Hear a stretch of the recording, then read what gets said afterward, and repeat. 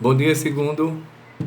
Espero que tenham visto a aula de ontem, certo? Que foi uma revisão de orações reduzidas e de colocação pronominal, que são conteúdos que irão cair na prova de vocês, tá?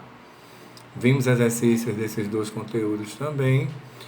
E agora nós vamos dar continuidade, certo? Na revisão, relembrando o emprego do se e do que e a concordância nominal, ok? Os vídeos estão sendo grandes porque é mais uma revisão. Então a gente viu que o se e o que, tá? O emprego deles na oração, que é uma coisa que causa muita dúvida nas pessoas, para identificar a função do que ou do se num texto, em orações, o que for, tá? Então por isso que a gente está revendo o emprego do se e do que. Por exemplo, o se, ele pode ser pronome, ele pode ser conjunção, ele pode ser uma palavra expletiva ou de realce, certo? Então vamos relembrar o se quando pronome. Quando pronome, ele pode ser um pronome apassivador ou uma partícula apassivadora, certo? Quando nós estudamos as vozes verbais, a voz passiva, ela pode ser analítica ou sintética, não é isso? E o verbo da voz ativa normalmente é um verbo transitivo direto. Então, daí eu formo a voz passiva sintética. E o se da passiva sintética, a função dele é de partícula passivadora ou pronome apassivador. Por quê? Porque ele está na voz passiva. Que passiva? Passiva sintética, certo? Então, por isso que ele recebe o nome de partícula passivadora. Presta bem atenção. Você está lá, tem um verbo lá na terceira pessoa de singular seguido de si. Aí tu olha o si, meu Deus, esse si é uma partícula passivadora ou é um índice de indeterminação do sujeito? Faz o seguinte, se o verbo for um verbo transitivo direto, estando na terceira pessoa de singular, sendo um transitivo direto, ele é uma partícula passivadora. Agora, se o se vier acompanhado de um verbo transitivo indireto, ele vai ser um índice de indeterminação do sujeito. Se ele tiver na terceira pessoa do plural seguido de si, sem sombra de dúvida, é partícula passivadora. E se só tiver a terceira pessoa de plural, aí é índice de indeterminação do sujeito. Por quê? Porque aí eu tenho um sujeito indeterminado. Certo? Então, o índice de indeterminação do sujeito também acabei de dizer, e da partícula passivadora. Recapitulando, quando partícula passivadora, o verbo é transitivo direto. Certo? Quando índice de indeterminação do sujeito, certo? Ou eu vou ter um verbo intransitivo ou um verbo transitivo indireto. Ok? Então preste atenção. Partícula passivadora, verbo transitivo direto. Índice de indeterminação do sujeito, verbo transitivo indireto ou intransitivo. E o se ainda pode ser um pronome reflexivo, certo? Quando o pronome reflexivo, onde o sujeito pratica e recebe a ação ao mesmo tempo, ele pode ser um objeto indireto, tipo Nelson e Júlia olharam-se por alguns minutos. Eles receberam e praticaram a ação ao mesmo tempo. Então, esse se é um pronome reflexivo e o se é um objeto direto, tá?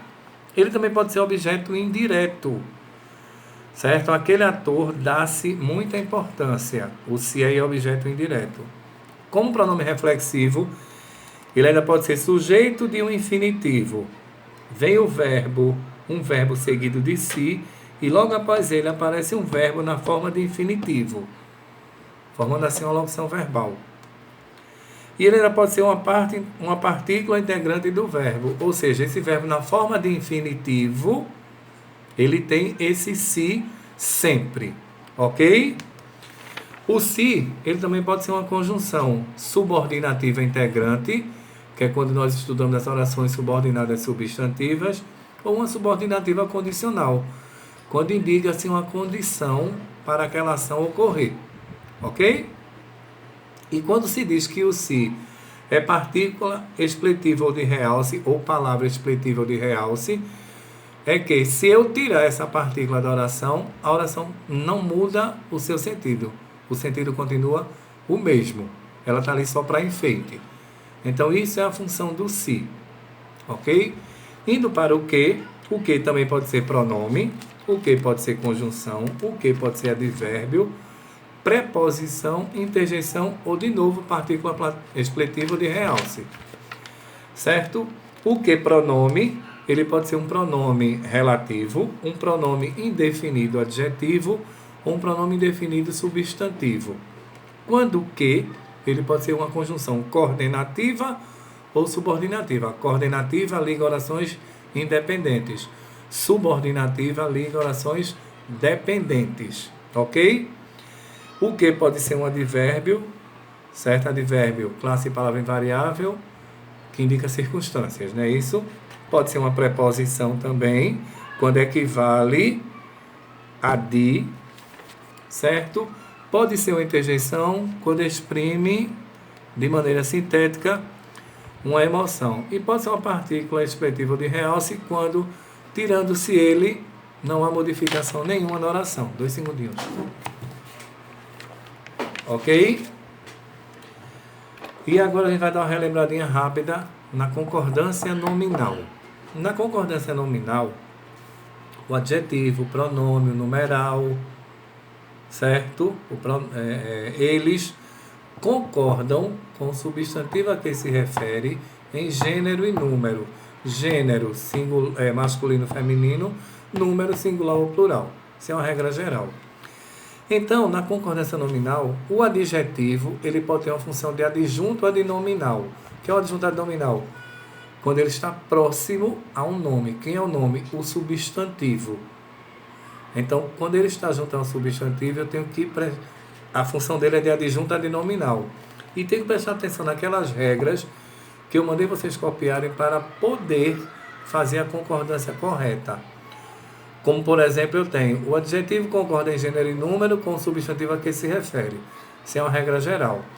Aí o adjetivo pode vir antes ou depois do substantivo e ter as suas concordâncias, as suas regras de concordâncias normais, que vocês têm no caderno de vocês. Certo? Isso quando adjunto adnominal. Quando o adjetivo tem a função de predicativo, o que é o predicativo? Certo? É uma palavra, é um adjetivo, digamos assim, que qualifica o substantivo.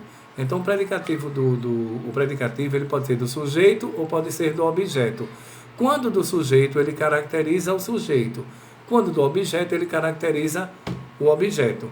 Assistem aquelas regras, certo? Quando o predicativo é de sujeito simples, de sujeito composto, dá uma olhadinha nessas regras para não esquecerem.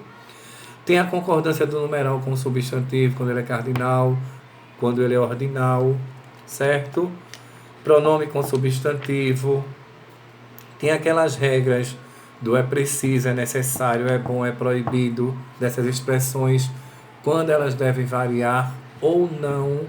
Vimos que ela varia quando está determinada e não varia quando não está determinada. Certo? Vimos o uso do mesmo, do próprio, do incluso, do anexo, do obrigado e do kit, que são regras também, que vocês têm no caderno de vocês. Certo? Essas palavras concordam geralmente com o nome a que se referem, flexionando ou não. Certo? Vimos o emprego do bastante, do meio, do sol, a sós, menos, alerta, pseudos a olhos vistos e as demais. Então, pessoal, dê uma relembrada no conteúdo que vai cair para vocês, dê uma olhada no caderno de vocês, que eu tenho quase certeza que vocês copiaram todo o assunto, certo? Então, revi com vocês os conteúdos que estarão na prova de vocês, espero que saiam bem, ok? Para ficar tudo certo. Não esqueçam da atividade do dia 29, que é para me apresentar. Então, nós revisamos agora o emprego do que e do se e a concordância nominal. Certo? Foi uma coisa rápida só para abrir um pouquinho da mente de vocês. Mas tem aqueles vídeos gravados e tem mais esse aqui e tem o caderno de vocês. Ok? Então, uma boa semana para vocês, um Feliz Natal para vocês, tá? e até o dia 29. Tchau, bom dia.